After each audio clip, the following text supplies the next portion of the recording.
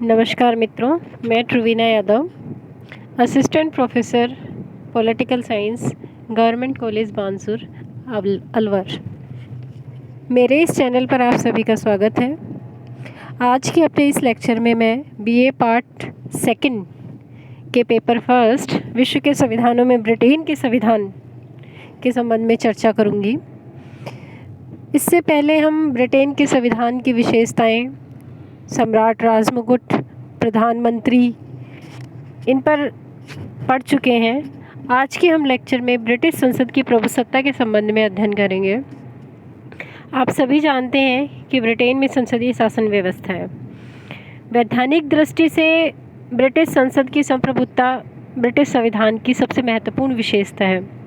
British संसद कानून निर्माण की सामान्य प्रक्रिया के आधार पर ही सभी विषयों के संबंध में कानून बना सकती है और इसके द्वारा जो कानून निर्मित किए जाते हैं उनको किसी भी न्यायालय में चुनौती नहीं दी जा सकती, अर्थात उसका न्यायिक पुनरावलोकन नहीं किया जा सकता। सैद्धांतिक दृष्टि से कानून निर्माण के क्षेत्र में ब्रिटिश संसद को प्राप्त इस असीमित शक्ति को ही संसदीय संप्रभुता कहा जाता है। तो इस लेक्चर में हम संसदीय संप्रभुता को समझेंगे, इससे रिलेटेड महत्वपूर्ण तर्क देखेंगे और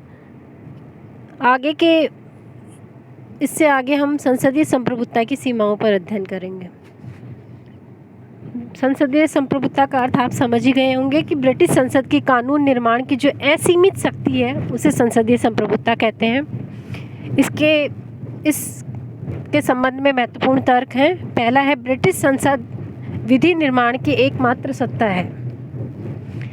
जब किसी भी देश में संघात्मक शासन को अपनाया जाता है तो वहाँ संविधान के द्वारा ही कानून निर्माण की शक्ति को संघीय व्यवस्थापिका और राज्य व्यवस्थापिकाओं के बीच विभाजित कर दिया जाता है।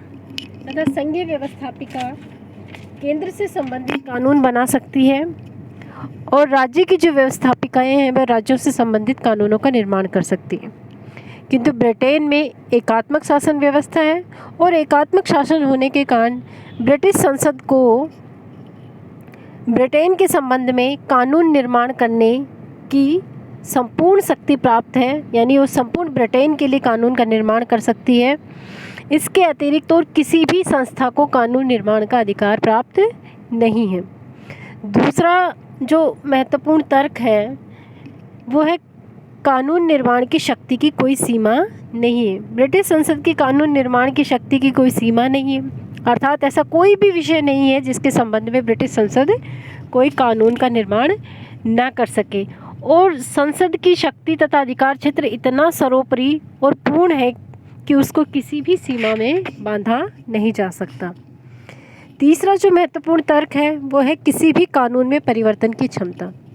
ब्रिटिश संसद किसी भी कानून में परिवर्तन कर सकती है। ब्रिटेन का संविधान चूँकि लचीला संविधान है, अतः वहाँ साधारण कानून से ही संविधान में और साधारण प्रक्रिया से ही किसी भी कानून में परिवर्तन किया जा सकता है। ब्रिटिश संसद किसी भी कानून में अपनी इच्छा अनुसार कोई भी परिवर्तन कर सकती है, उसे रद्द कर सकती है। अगला जो महत्वपूर्ण तर्क है वो है न्यायिक पुनरावलोकन की व्यवस्था का अभाव। न्यायिक पुनरावलोकन अर्थात ब्रिटिश संसद के द्वारा निर्मित किए गए कानूनों को कहीं भी चुनौती नहीं दी जा सकती और ना ही उनकी न्यायालय के द्वारा समीक्षा की जा सकती है।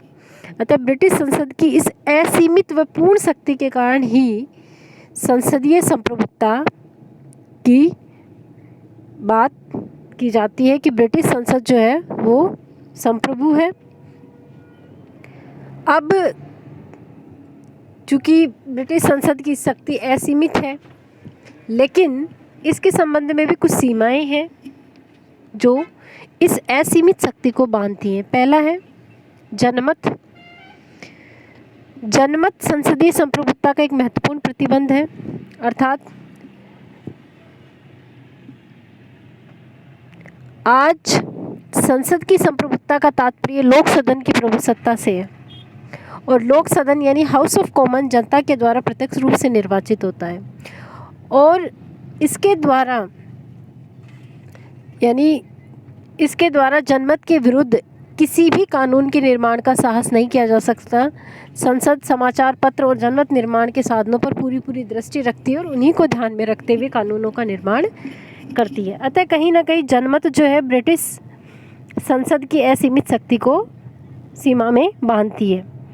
दूसरा, नैतिक बंधन। वैधानिक दृष्टि से संसद प्रभुसत्तावान है, लेकिन व्यवहार में संसद के द्वारा नैतिक धारणाओं के विरुद्ध किसी भी कानून का निर्माण नहीं किया जा सकता।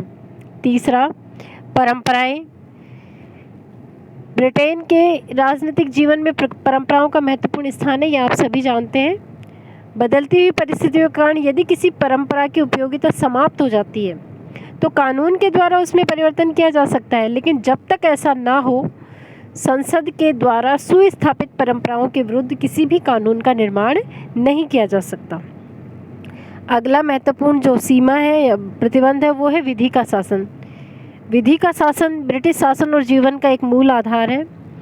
इसका अर्थ है कानून के समक्ष सभी व्यक्ति समान हैं। विधि का शासन और संसद की प्रभुसत्ता परस्पर आश्रित तथा संबंधित है और विधि का शासन संसद की प्रभुसत्ता पर एक प्रतिबंध भी है। यदि ब्रिटिश संसद विधि के शासन का उल्लंघन करती है तो लगभग वैसी ही गंभीर जन प्रतिक्रिया होगी जैसी गंभीर प्रतिक्रिया किसी देश में शासन द्वारा मौलिक अधिकारों के उल्लंघन पर होती है। अतः संसद जो है वो विधि के शासन का उल्लंघन नहीं कर सकती। अगली जो सीमा है वो है प्रदत्त व्यवस्थापन। महत्वपूर्ण है, छोटा प्रश्न भी पूछा जा सकता है इस पे।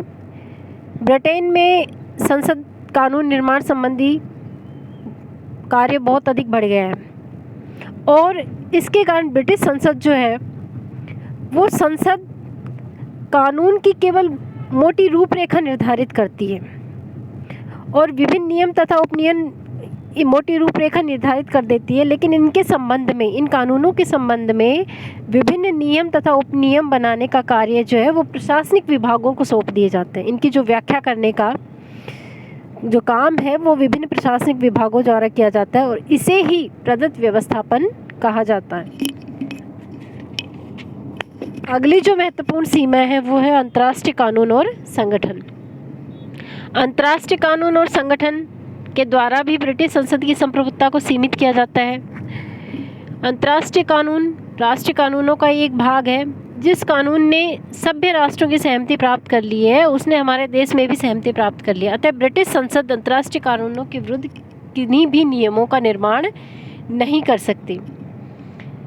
अंततः हम कह सकते हैं कि संसदीय प्रभुसत्ता या संसदीय संप्रभुता का अर्थ ये नहीं है कि ब्रिटेन की संसद जैसा चाहे वैसा कानून बना सकती है, परंतु इसका अर्थ इतना अवश्य है कि वह कैसी भी विधि बनाए उसके द्वारा निर्मित विधि को ब्रिटेन के किसी भी न्यायालय में चुनौती नहीं दी जा सकती। धन्यवाद।